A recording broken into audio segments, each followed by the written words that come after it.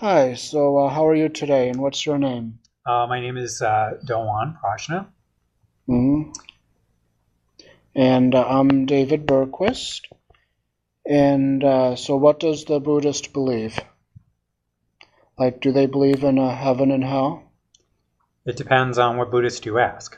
It depends on their tradition and their beliefs. Okay, the Japanese Buddhists. I can't really talk much about Japanese Buddhism. I didn't practice that tradition. Mine is based in Korean tradition, and I practice a Western equivalent of the Korean tradition.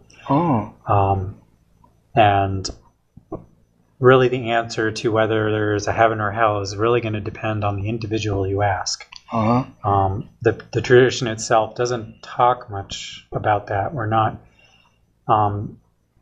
too invested in what we can't clearly determine the truth of in this moment. Oh, okay. I was brought up in the Protestant teachings, and I started to believe in the Jehovah's Witness teaching, and I believe in the Jehovah's Witness teaching, and they believe there is a heaven and hell, and in the Jehovah's Witness teachings, hell is the grave, and heaven is for the 144,000 anointed, and then the remaining, the great crowd and the resurrected, they'll have everlasting life on a paradise earth. And then in the Catholic and the Protestant, there's all the Christians go to heaven and the non-Christians go to hell, and they believe that hell is a place of torment. That would be both for the Catholic and the Protestant. And the Catholic, they would have a purgatory also, but that's only in the Catholic faith. And in the Protestant faith, they have a heaven and hell. All good Christians go to heaven, and non-believers go to hell, and they believe it's a place of torment. So I believe in the Jehovah's Witness teachings. There will be Buddhists in practice who will believe those same things.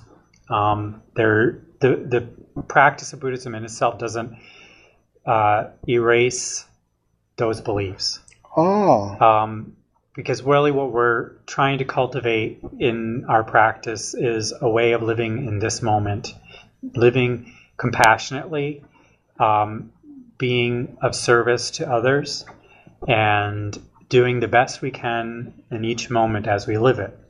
Now, there are going to be some Buddhists who come from a Catholic tradition or a Protestant tradition, a Jewish tradition, and they're going to still believe whatever the religion teaches, but then what they'll do is then carry those practices in with the meditative, moment-to-moment practices that Zen Buddhism teaches.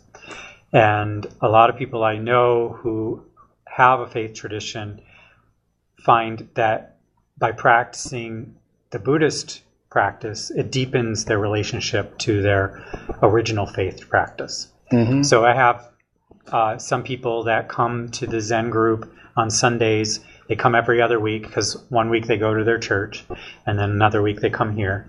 And for them, it's a way of really connecting deeper to their original faith practice. Oh. So it doesn't mean if you're practicing Buddhism that you have to give up your original faith. Oh, okay, because I always thought that the Buddhist was their god.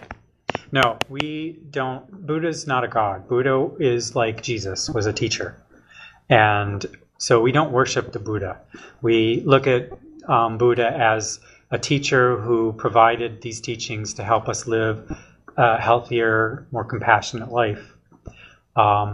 So any of the images, the statues, all those things are purely just a way of reminding us of who taught us.